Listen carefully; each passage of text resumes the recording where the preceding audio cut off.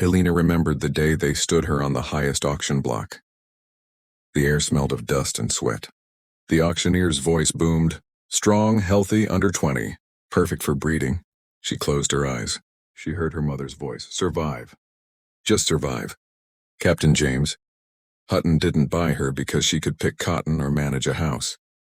He bought her because her back was strong. Her hips were wide and her eyes held a lake-like depth in which he could see the future of his, children. Children, only children. Children to be sold at market. Elena was taken to Hutton Plantation, a place where even the shadows of trees felt like chains. Her room was not a room. It was a cellar corner without a window, where the air was replaced by the smell of damp earth. She was given a special diet daily, high in protein, rich in milk. "Strength for the baby," the cook would say. The first night when Hutton entered her space, she did not move. He shut the door. Elena watched a spider on the wall. It was trying to extricate itself, tangled in a thread. Hutton turned her face. She tried to keep watching the spider. "Your job is simple," Hutton said, his breath on the back of her neck. "Bear children, good healthy children, one every year. If you fail, you will be sold to harder conditions." Elena gave no answer. She watched the spider. It finally broke free and scurried up the wall. The first child, a boy, came the next year. Hutton named him Isaac. Immediately after birth, he was taken from Elena. She saw him only once, a red, screaming bundle. Then he was gone. The second child, a girl, came the next year. Ruth. She too was gone. The third child. The fourth. Elena stopped counting. With each child, Hutton grew more pleased. He gave her a little extra food, sometimes an old blanket. "You are a good machine," he would say. "You must be preserved." But Elena was not preserved. She was breaking. From the inside. Like an empty vessel where sound echoes back hollow. Then after the fifth birth, something changed. Elena fell ill.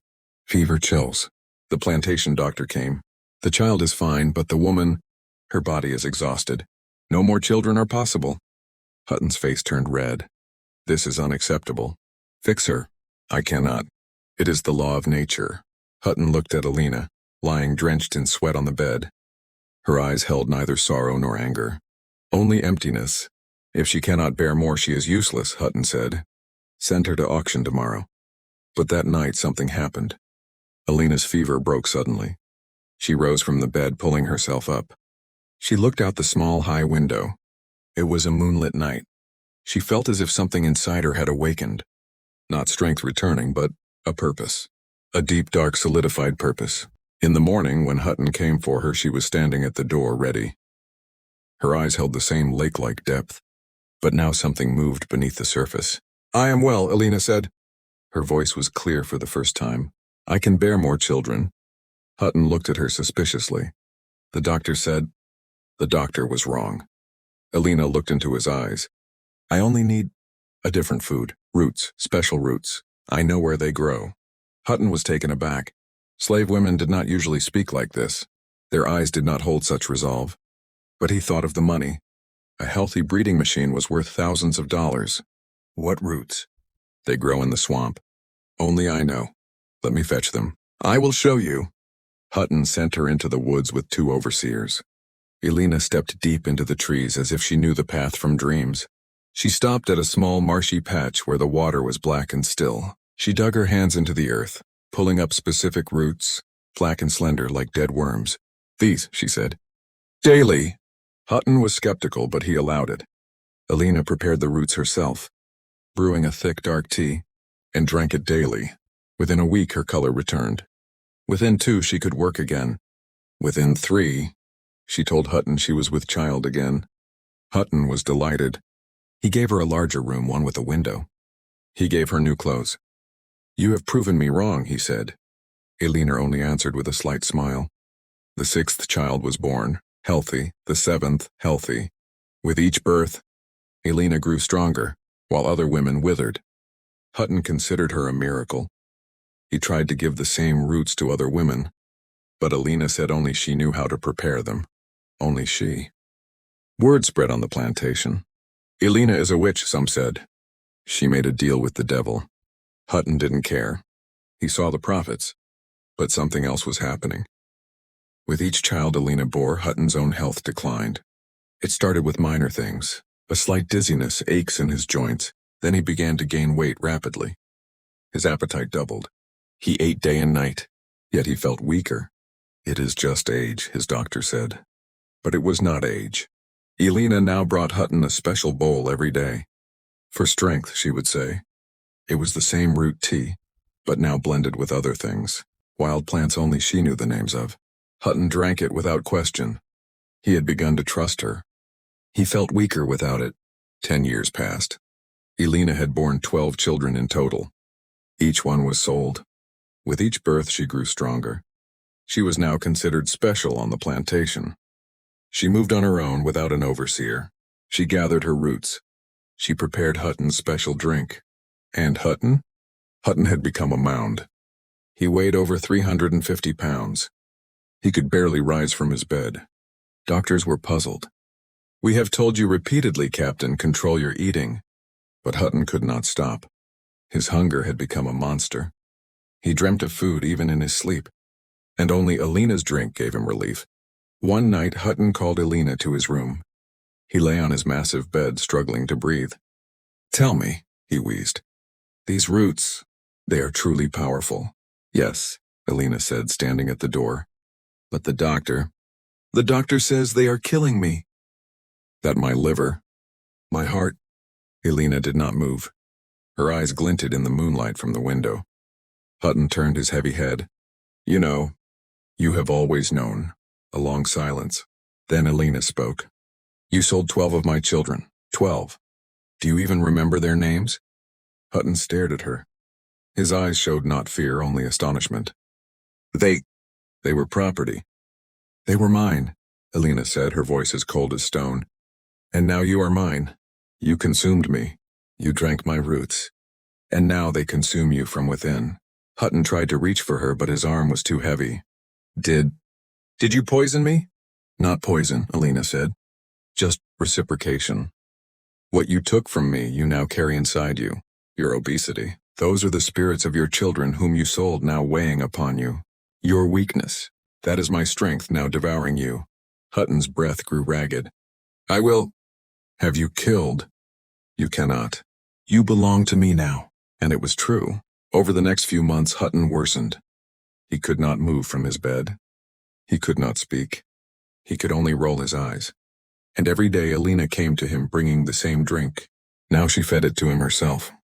He drank it. The plantation's management fell to Elena. She spoke to the slaves, heard their grievances, made decisions. No one spoke against her. They all knew Hutton was dying. They all knew Elena was the cause. But no one said a word. One morning, Hutton stopped breathing. His body, large and swollen, lay on the bed like a beached whale. Elena stood beside him. She placed a hand on his closed eyes. "Now you are free. But the story does not end here." Elena ran the plantation, but not in ways the world could see. She did not free the slaves. To do so would see them captured, beaten. What did she do? She taught them to make others sick. Illnesses that would afflict the white people, the owners, the drivers, the overseers. Illnesses that would target only them. She knew the swamp roots, the plants, the compounds. She knew what to give to whom. And so at Hutton Plantation a strange change occurred. The slaves remained healthy. The owners began to fall ill. They either died, became sluggish, or grew too sick to govern. Elena gave them the same drink she had given Hutton. It became a ritual. For the master's health, she would say. And they would drink. And they would grow fat, become sick, and die. This continued for 40 years. Elena grew old. But she was strong. Her eyes held the same depth. She made the plantation a place where slaves were not beaten as much. Where they could make families, where they could survive. And one by one all the owners perished. When Elena died, she was in her room. The same room Hutton had given her. Around her were slaves, now grown, with children of their own. They called her mother. With her dying breath, she said, "The roots are in the earth. Remember them." And then she was gone. A century passed. The plantation fell into ruin. The forest reclaimed it. Some people would visit, telling mysterious stories. "A witch's place," they would say. She ate her master. But it was only a story. Then in 2018, a botanist, Dr. Emma Reeves, came to the area for research. She was writing a paper on native flora. She stumbled upon the ruins of the old Hutton plantation. There she saw an unusual plant, a type of vine deep black growing in the marshy soil. She took a sample. For lab testing, the results stunned her.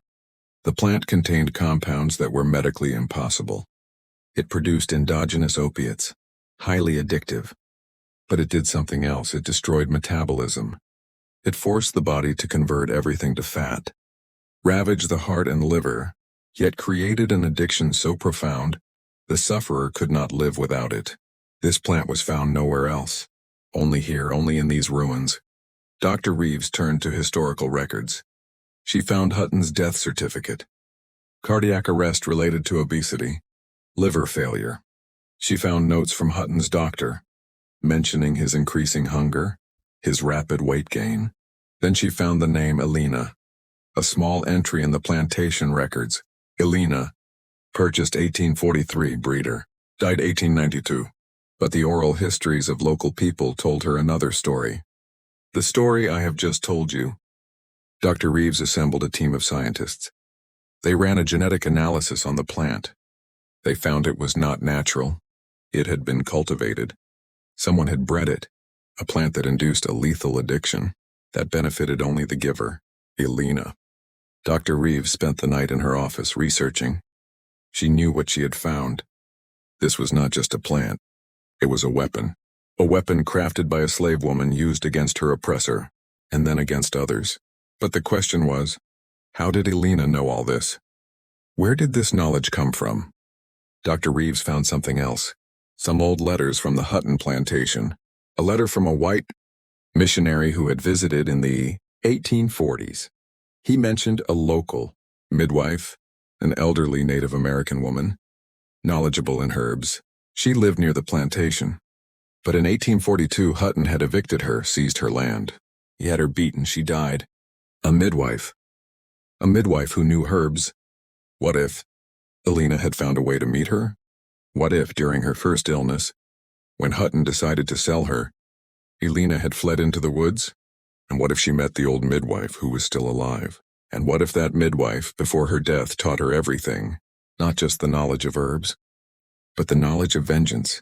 A vengeance performed slowly, one that eats the oppressor from within.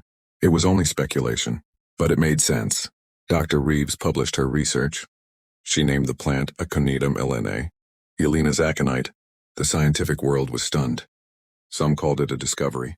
Some called it a hoax, but the DNA evidence was clear. The plant had been cultivated. And then, another discovery. The records of Hutton's children. 12 children.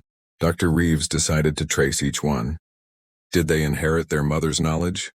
She tracked down one family, a distant relative now living in California. She spoke to them. They mentioned an old diary belonging to their great-grandmother named Sarah. Sarah, one of Elena's daughters born on Hutton Plantation.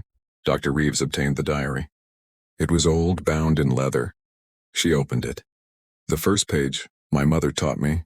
The roots of trees, sickness and healing. The last page, I know what she did. I know she killed Hutton. And I know I will do the same. Dr. Reeves read on. Sarah had done the same to her own master. A different plant, but the same principle.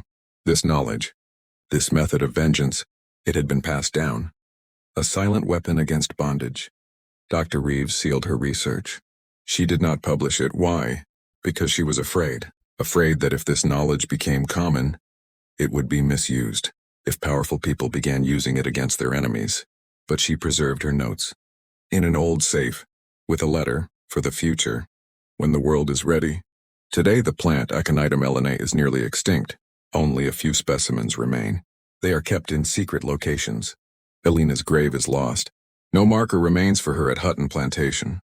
But the story lives, and perhaps somewhere Elena's blood, her knowledge still lives, inside someone, hidden, waiting. Because sometimes vengeance is not the most powerful weapon. Rather, it is making the oppressor know they are never safe, that their own body can turn against them, that what they have taken can consume them from within. Elena did not just kill Hutton.